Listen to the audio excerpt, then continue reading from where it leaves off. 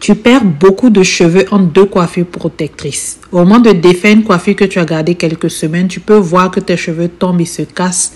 Et au final, tu n'as pas cette pousse que tu attends, tu n'as pas cette évolution, tu n'as pas de longueur. Regarde cette vidéo, je te partage 3 étapes qui vont te permettre de ne pas casser tes cheveux.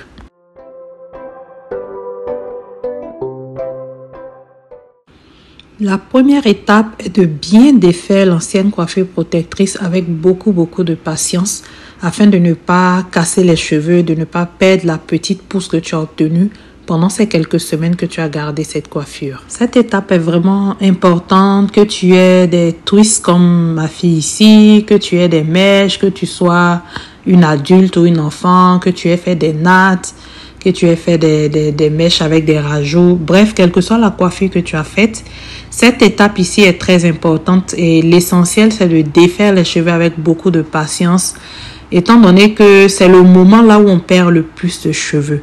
La plupart des personnes disent les tresses font pousser les cheveux, mais finalement, après avoir fait des tresses pendant plusieurs mois, tu ne vois pas de pousse parce que très souvent, au moment de défaire tes tresses, que ce soit des mèches, tu ne prends pas le temps de les défaire. Surtout les mèches, quand tu les as gardées 1, 2 ou 3 mois, il faut être vraiment douce, prendre son temps. Il faut prendre son temps vraiment au niveau des racines. Parce qu'au niveau des racines, on a toujours ce petit côté où il y a un amas, les cheveux qui sont collés. C'est de vraiment prendre son temps pour démêler à ce niveau. Donc après avoir démêlé une par une les tresses ou les twists ou les nattes, bref, ce que tu auras fait comme coiffure un par un, quand tu as fini de défaire, tu vas maintenant passer à un démêlage global des cheveux au doigt. Il faut vraiment prendre le temps de repasser au travers de la chevelure pour t'assurer de démêler chaque nœud. Ne pas croire qu'un nœud qui n'est pas démêlé va se démêler au shampoing. Ça, c'est une grosse erreur qu'on fait souvent. Car après le shampoing, les cheveux vont encore plus faire des nœuds. Ils vont encore plus se mélanger. Et là, tu vas perdre patience et tu vas casser tes cheveux. Donc, c'est de repasser au travers de la chevelure un par un, étape par étape. Chaque partie des cheveux et démêler un par un toute la chevelure pour s'assurer qu'on a démêlé au doigt toute la chevelure. Ici, il n'est pas conseillé d'utiliser un peigne parce qu'avec le peigne, on va aller on va être un peu brusque, mais il est mieux d'utiliser le doigt pour sentir chaque nœud afin de le démêler au doigt. Et c'est seulement une fois que tu as bien démêlé la touffe au doigt que tu peux te permettre d'utiliser une brosse assez douce comme celle que j'utilise ici pour faire un brossage. Le troisième point pour avoir des cheveux dans une meilleure santé après des tresses, c'est d'appliquer de l'huile, donc de faire un bain d'huile. Donc après avoir bien démêlé au doigt et peut-être à la brosse ou au peigne chaque partie des cheveux, tu vas maintenant appliquer soit de l'huile, soit du beurre.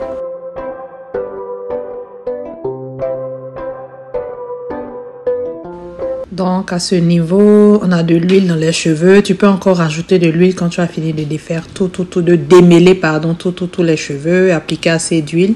Laisser poser l'huile pendant 30 minutes ou environ 1 heure. Et passer au shampoing, puis à la prochaine coiffure protectrice.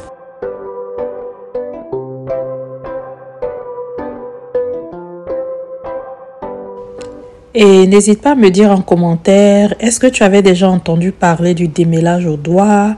Et si oui, est-ce que c'est quelque chose que tu utilises, c'est quelque chose que tu pratiques? Parce qu'en vrai, si tu dois retenir quelque chose de cette vidéo, c'est vraiment le démêlage au doigt. C'est une pratique qui est vraiment à mettre en place pour éviter de casser inutilement nos cheveux. Donc, est-ce que tu pratiques le démêlage au doigt? Si oui, qu'est-ce que tu penses du démêlage au doigt? Donc, merci d'avoir regardé cette vidéo jusqu'à ce moment et n'hésite pas à mettre en pratique ces 3 points afin de pouvoir conserver ta pousse et voir tes cheveux évoluer en longueur. N'hésite pas non plus à t'abonner, à partager cette vidéo, à la liker ou à la commenter, à poser tes questions que nous nous ferons le plaisir de répondre.